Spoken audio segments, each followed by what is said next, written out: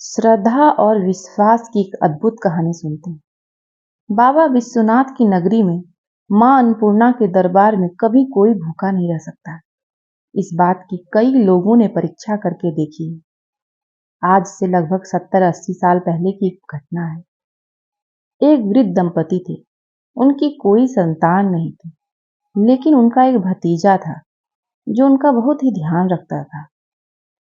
वृद्ध दंपति भी अपने भतीजे को बहुत ही प्रेम करते थे। जीवन के अंतिम वर्षों में उन्होंने काशी में रहने का निर्णय किया। उनके निर्णय का सम्मान करते हुए उनके भतीजे ने, जो कि कलकत्ते में नौकरी करता था, उन्हें काशी पहुंचा दिया और उनके खर्च के लिए 50 रुपये मासिक भेजने लगा। उस जमाने में 50 रुपये का मूल्य बहुत था। वृद्ध ब्राह्मण दंपति स्वयं तो मजे में अपनी गुजर करते ही साधु सन्यासियों की भी सेवा करते, फिर भी 10-5 रुपया बच जाता। अचानक भतीजे की नौकरी छूट गई। 2 महीने के खर्च के लिए 100 रुपये भेजते हुए उसने लिखा, ताऊ जी, मेरी नौकरी छूट गई है, 2 महीने की तनख्वाह मिली है, इससे आपको भी 2 माह का खर्च भेज रहा हूँ। कौन जाने कितने दिन बेकार रहना पड़े, इसलिए जरा हाथ रोक कर खर्च करिएगा। आपके आशीर्वाद से मुझे शीघ्र ही नौकरी मिल जाएगी, ऐसी आशा है। वृद्ध दंपति को चिंता तो हुई, पर उन्होंने सब कुछ बाबा विश्वनाथ और अन्नपूर्णा माई पर छोड़ दिया।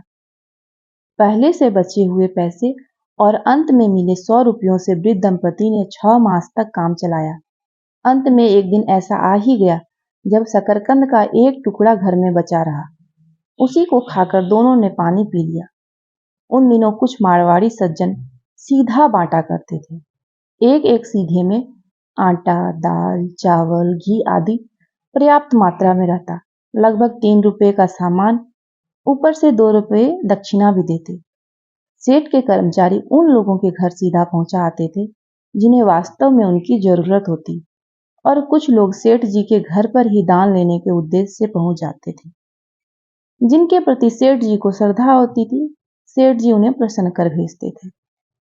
सेठ जी के कर्मचारी वृद्ध दंपति के भी मोहल्ले में सीधा बांटने प्रत्येक दिन आते थे, किंतु वृद्ध दंपति का तो निश्चय था कि वे बाबा विश्वनाथ की नगरी में मां अन्नपूर्णा के दरबार में किसी से भीख मांगकर पेट न भरेंगे। वे चुपचाप अपनी कोठरी में 2 दिन से सिर्फ पानी पीकर मां अन्नपूर्णा और बाबा विश्वनाथ का ध्यान लगाकर पड़े रहे। दूसरे दिन वृद्ध दंपति की कोठरी के बाहर एक बालिका आ खड़ी हुई। सीधा बांटने वाले सेठ के कर्मचारी वहां से निकले तो उसने उन्हें पास बुलाया।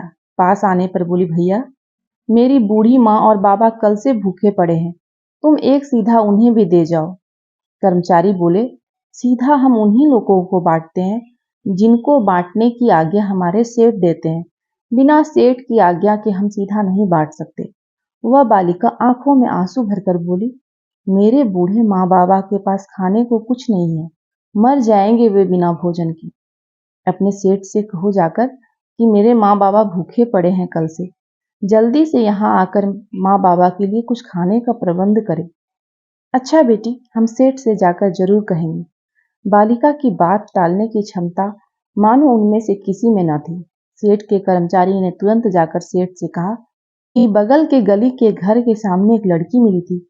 वह कह रही थी कि उसके बूढ़े माता पिता ने कल से कुछ नहीं खाया है, उनके लिए उसने एक सीधा मांगा है। सेठ जी के मन में आ गया, चलो देखें कि क्या बात है। सीधा लेके वे कर्मचारियों के साथ वृद्ध दंपति के मकान पर पहुंचे। कुंडी खटखटाई। वृद्ध दंपति ने किसी तरह दरवाजा खोला। सेठ ने कहा, बाबा, आपकी बेटी कहाँ है? वो हैरान बोले, कौन सी बेटी?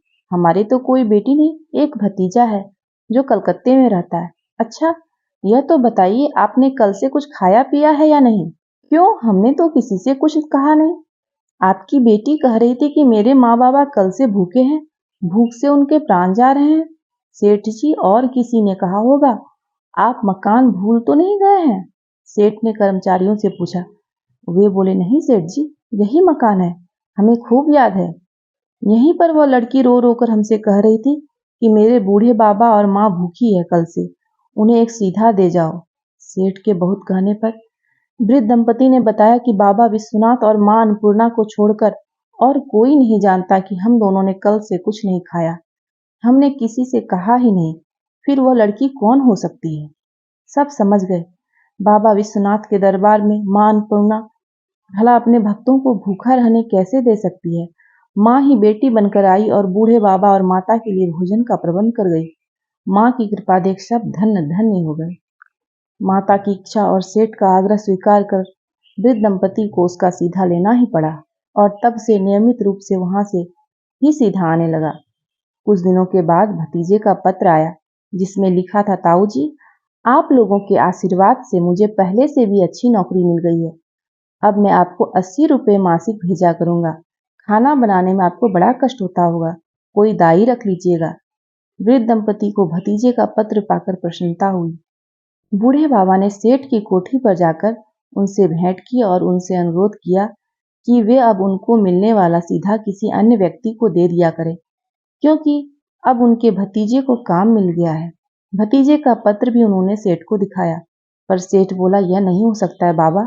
जैसा आपका वह भतीजा वैसे ही मैं आपका बेटा, आपको तो यह सीधा लेना ही होगा। बाबा सेठ के आग्रह को टाल नहीं सके। सेठ के यहाँ से सीधा आता रहा।